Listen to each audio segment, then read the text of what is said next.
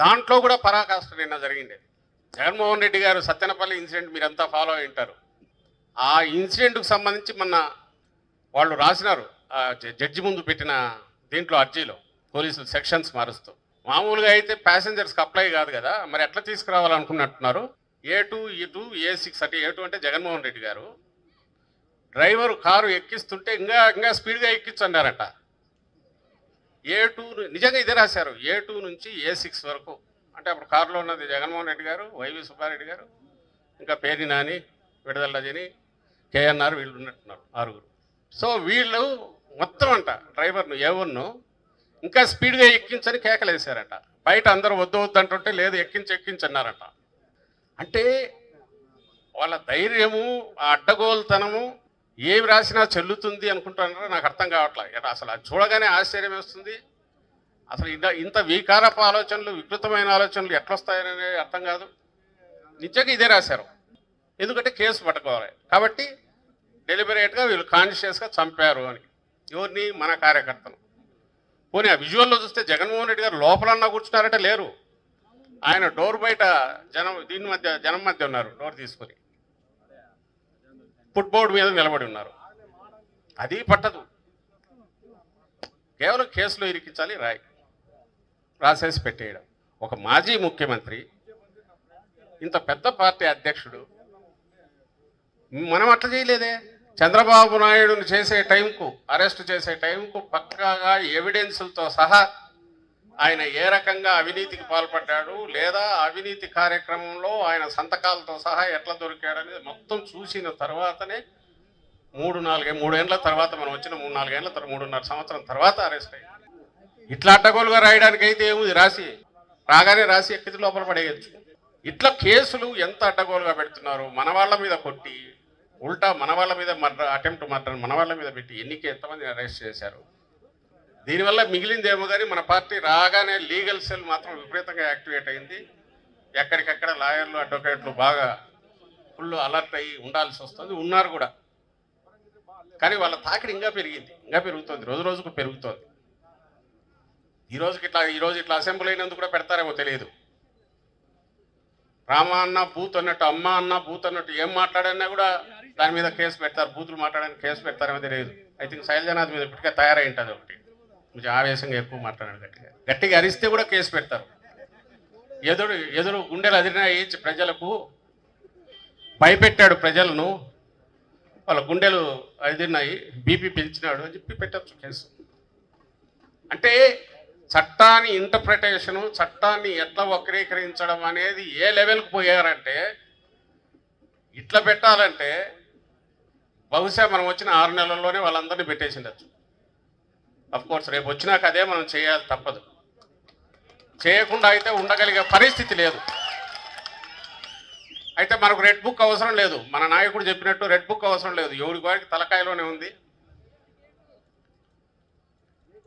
ఆ ఇబ్బందులు పడుతున్న వాళ్ళంతా ఇక్కడ ఉండే వాళ్ళతో సహా ఇక్కడికి రాలేని వాళ్ళు క్షేత్రస్థాయిలోనే ఉన్నారు, పైనుంచి కింది వరకు. జగన్మోహన్ రెడ్డి గారి దాటికి తట్టుకోలేక ఆయనను జనంలోంచి ఎలా ఉండకుండా చేయాలనడంతో పాటు, ఆయన సెక్యూరిటీని కాంప్రమైజ్ చేయడంతో పాటు, ఆఖరుకు పార్టీ అనేది లేకుండా ఎట్లా చేయాలి మొత్తం తీసేనే అంతవరకు వాళ్ళ కుట్ర ఉంది. ఇంకా వేరే రకంగా ఎదుర్కోగలమని వాళ్ళకి నమ్మకం లేదు, ధీమా లేదు. రాజకీయాల్లో ఏముంది, ఎన్నికలు జరిగితే ఒకరు వస్తుంటాం, ఒకరు ప్రతిపక్షంలో కూర్చుంటాం, 5 ఏళ్ళకు మళ్ళీ ఎన్నికలు జరుగుతాయి. కానీ ప్రజాస్వామ్యబద్ధంగానో పద్ధతి ప్రకారం రాలేమని తెలుసు కాబట్టి, ఇంకా అన్ని వేషాలు అయిపోయినాయి కాబట్టి, ఇంకా ఉండే శక్తులన్నింటినీ కూడగట్టుకుని మన చచ్చి బతికి బయటకు పెట్టినాడు. వాటన్నిటి దీనివల్ల వచ్చిన విజయం అది. దాన్ని విజయం అని చెప్పుకోవడానికి సిగ్గుపడాలి. బట్ అది విజయం, మనం యాక్సెప్ట్ చేస్తాం ప్రజాస్వామ్యంలో. ఇంకోసారి రాలేనని తెలుసు.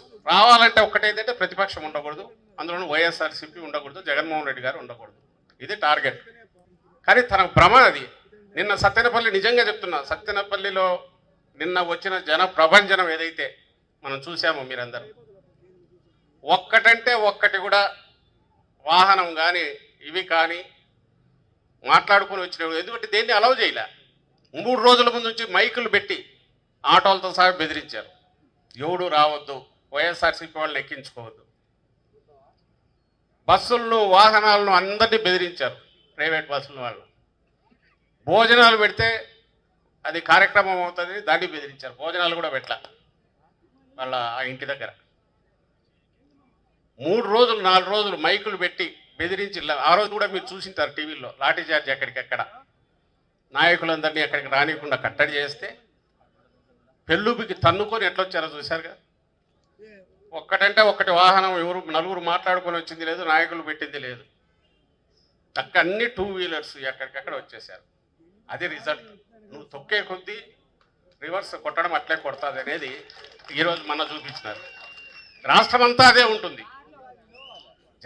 వీళ్ళు అనుకుంటున్నారు జగన్మోహన్ రెడ్డి గారు పోతుంటే వచ్చిన వాళ్ళందరినీ వాళ్ళ మాదిరి డబ్బులు ఇచ్చి బస్సులు ఎక్కించుకొని తీసుకొచ్చుకుంటారు, కాబట్టి ఆ బస్సులు ఆపేస్తే ఎట్లా వస్తారు అని పరిగెత్తుకుంటూ వస్తున్నారు. పొలం గట్ల వెంబడి పరిగెత్తుకుంటూ వస్తున్నారు, అడ్డంగా మోటార్ సైకిల్ వేసుకొని వస్తున్నారు. ఇవి మనకు ఎక్కడికి చూసినా కనపడుతున్నాయి.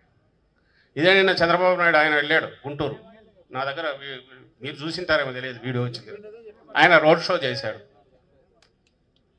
ఉండరు సహజంగానే, ఉండాలని కూడా మనము ఒక్కొక్క నాయకుడు ఒక రకంగా ఉండదు, అదే పెద్ద క్రైటీరియా కాదు. ఈ మధ్యన జగన్మోహన్ రెడ్డి గారు చెప్పారు, నువ్వు 4 మంచి పనులు చేయి, జనం వస్తారు. ఖచ్చితంగా రాక ఎక్కడవుతుంది, ఖచ్చితంగా వస్తారు, ఓన్ చేసుకుంటారు. నువ్వు ఏమీ చేయకుండా జనంతో నాకు సంబంధం లేదనుకొని ఆ తర్వాత నువ్వు ఎలక్షన్లో వచ్చేసరికి వాళ్ళు ఓట్లు వేయాలనుకొని ఆ రోజు అబద్ధాలు చెప్పిన వాడు చేస్తే కుదరదు. జగన్మోహన్ రెడ్డి గారికి ఎందుకు వస్తున్నారంటే ఆ రోజు రాజశేఖర రెడ్డి గారి నుంచి ఆ కుటుంబం మొత్తం అట్లా నిలబడినారు కాబట్టి, చెప్పిన మాట మీద ఎట్టి పరిస్థితుల్లో అటు ఇటు అడుగు కదల్చరు కాబట్టి ఈరోజు విశ్వసనీయత అనే దానికి మారుపేరు ఏదైనా ఉంటే దానికోసం ఇబ్బంది పడినా సరే, సఫర్ అయినా సరే పర్లేదు అనుకునే లక్షణం ఉన్న నాయకుడు కాబట్టి ఈరోజు అంతగా వస్తున్నారు. కార్యకర్తలు కూడా కష్టపడిన నాయకుడితో ఉండాలనే ఆ అనుబంధం ఏదైతే ఉందో, ఇక్కడ ఎవరు చైన్ లేదు, పైనుంచి కింది వరకు ఒక్కటే జగన్మోహన్ రెడ్డి గారు, మీరు కార్యకర్తలు, గ్రౌండ్ లెవెల్లో కార్యకర్తలు, మాతో సహా అందరం కార్యకర్తలమే. ఎవరు ఇక్కడ నాయకులు లేరు వైఎస్ఆర్సీపీలో, ఒక్కడు నాయకుడు, మిగిలిన వాళ్ళు అందరం కార్యకర్తలు. అది వైఎస్ఆర్సీపీ లక్షణం. నిత్యం ప్రజల్లో ఉండడం వైఎస్ఆర్సీపీ లక్షణం. దాన్ని నువ్వేం చేస్తావు, ఏం చేయగలవు? నువ్వు ఎన్నైనా చేయొచ్చు. నేను ఆ వెహికల్ కూడా పట్టకపోయారు, ఏం పర్లేదు, ఆయన అట్లే వస్తాడు. ఇవి ఎన్ని చేసినా ఏమాత్రం ఒక్కడు కూడా వెనక్కి వేయకుండా ఆయనతో పాటు నడవడానికి లక్షలాది మంది మన వైఎస్ఆర్సీపీ కుటుంబ సభ్యులు, కార్యకర్తలు ఎట్లయితే ఉన్నారో, అది ఉన్నంతకాలం ఇదే శ్రీరామరక్ష పార్టీకి ఆయనకు. అలాగే కార్యకర్తలకు ఎక్కడ జరిగిన చిన్నపాటి ఇది పార్టీ మొత్తం అండగా ఉంటుంది. ఏమాత్రం ఎక్కడ ఎవరు వెరవన అవసరం లేదు. కష్టాలు ఒకటే ఏంటంటే, మనం అధికారంలో ఉన్నప్పుడు కూడా కష్టపడినాం, ఇప్పుడు అధికారంలో లేము. ఆ రోజు అధికారంలో ఉన్నట్టు ఎవరికి ఉందని నేను అనుకోను. మనం అధికారంలో ఉన్నప్పుడు కూడా లేనట్టే ఉండింది. సో ఇప్పుడు ప్రతిపక్షంలో ఉన్నాం. ఈసారి అధికారంలోకి వస్తే మాత్రం ఖచ్చితంగా ప్రతి కార్యక్రమం ఏది ఉన్నా పార్టీ కార్యకర్తల ద్వారా, అయితే టీడీపీ వల్ల కాదు, దోచుకోవడానికి కాదు, కార్యకర్తల ద్వారా, మన నాయకుల ద్వారా ప్రజల దగ్గరికి పోయే కార్యక్రమం ఉంటుంది. కార్యకర్తల సంక్షేమం కూడా ఖచ్చితంగా అది బాధ్యత. దాని మీద కూడా దృష్టి పెట్టాలనే ఇది మనకు 5 ఏళ్ల పాలన మనకు నేర్పించిన పాఠం. నెక్స్ట్ ఖచ్చితంగా ఆ పద్ధతిలోనే ముందుకు పోతామని మీ అందరికీ జగన్మోహన్ రెడ్డి గారు ఆల్రెడీ చెప్పారు. నేను కూడా ఆయన తరఫున హామీ ఇస్తున్నాను.